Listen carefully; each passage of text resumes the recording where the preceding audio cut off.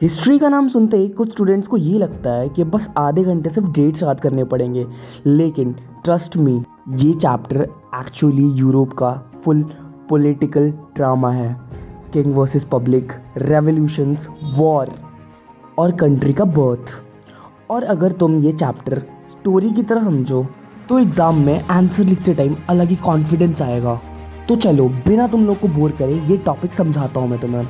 Chapter का नाम है the rise of nationalism in Europe. और अगर सिंपल लैंग्वेज में बोलूँ तो यूरोप के लोगों को पहली बार रियलाइज़ होता है कि भाई हम भी एक कंट्री डिज़र्व करते हैं।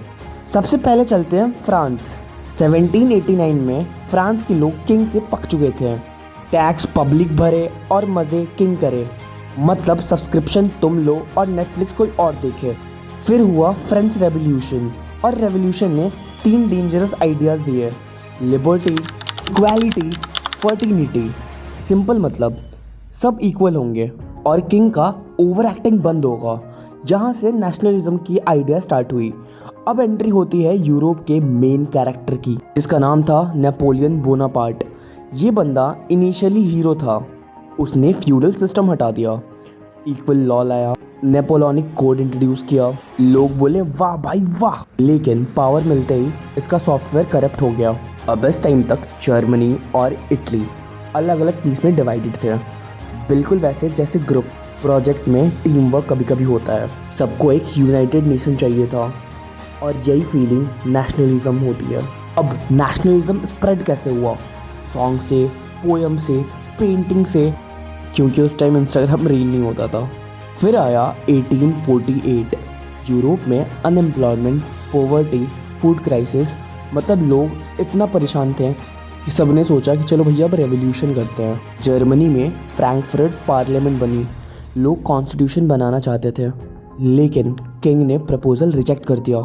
वहाँ के पब्लिक का रिएक्शन भी लाइक भाई इतनी मेहनत सारी वेस्ट। अब एंट्री होती है जर्मनी के मास्टरमाइंड की, ऑटोमन बिस्मार्क। ये बंदा डिप्लोमेसी और वॉर का थैनोस था। इसने 3 वॉर्स लड़ी और फाइनली 1871 में जर्मनी को यूनाइट कर दिया। इटली भी डिवाइडेड था। यहाँ इंपॉर्टेंट लीडर था मेजी, कैवियोर, गेरिबाल्डी। इन लोगों ने मिलके इटली को यूनाइटेड कर दिया, मतलब असली एवेंजर्स तो यूरोप में थे। अब कंट्रीज़ को रिप्रेजेंट करने के लिए सिंबल्स यूज़ हुए। France is equal to Marianne, Germany is equal to Germania. अब फाइनली नेशनलिज्म इतना पावरफुल हो गया कि कंट्रीज़ एग्रेसिव होने लगी। सबको ज़्यादा पावर चाहिए थी, कॉलोनीज चाहिए थी, और इसकी कंपटीशन ने फ्यूचर में वर्ल्ड वॉर 1 का बेस रेडी कर दिया। तो चलो जो पढ़ा उसका क्विक रिकैप करते हैं। नेपोलियन ने रिफॉर्म्स लाए और डिक्टेटरशिप करा।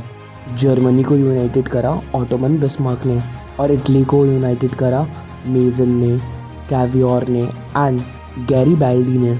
तो ऐसे ही हुआ नेशनलिज्म स्प्रेड इन पूरे यूरोप में, और इसी के साथ साथ हमारा चैप्टर ख़त्म होता है। अब अगर एग्ज़ाम में ये चैप्टर आए तो आंसर ऐसे लिखना कि पेपर चेकर बोले स्टूडेंट को यूरोप भेजो।